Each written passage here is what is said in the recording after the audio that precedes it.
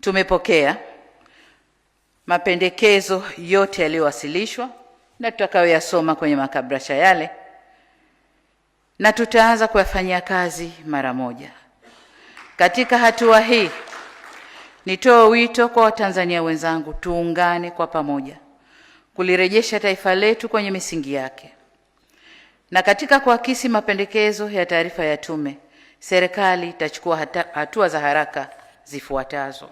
Kwanza, katika muda mfupi ujao itaundwa tume ya maridhiano, lakini kwanza tutakwenda mapendekezo ya tume kufanya upelelezi wa kina wa yale ambayo tume wameyabainisha.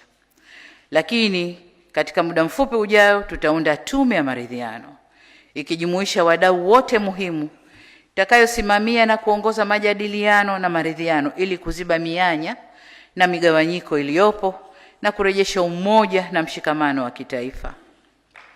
Naomba nikumbushe kuwa nia ya kuwa na tume ya maridhiano ilikuwepo hata kabla matukio ya Oktoba 25, na ni moja ya ahadi zangu nilizoziahidi kutekeleza ndani ya siku 100 za kwanza.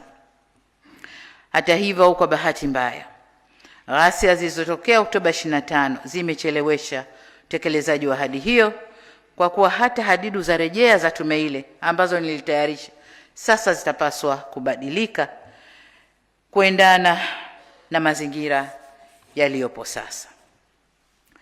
La pili tutakalofanya ni baada ya tume ya maridhiano kuwasilisha ripoti yake, maoni na mapendekezo yatakayowasilishwa ndio yatakayoelekeza au yatakayoelekezwa kwenye mchakato wa kurekebisha katiba ya nchi.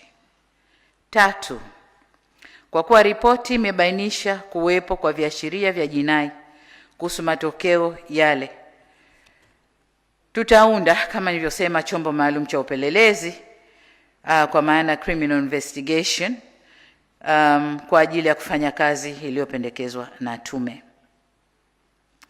Ripoti ile au chombo kile kitaangalia masuala yaliyobainishwa na kubaini waliohusika katika kupanga, kuratibu na kufadhili matukio ya ghasia au vurugu.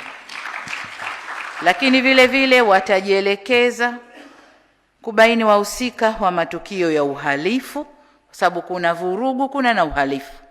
Kuna wale wote ambao walikuwa wanavunja maduka, kuvamia na kuiba, tutajielekeza huko. Kwa bahati nzuri picha zipo zitatuongoza kwenye mambo hayo. Lakini pia tume au chombo kitakachoundwa kitaangalia kwa undani vifo vya watoto na kushughulikia swala la madai ya miili ambayo haijapatikana.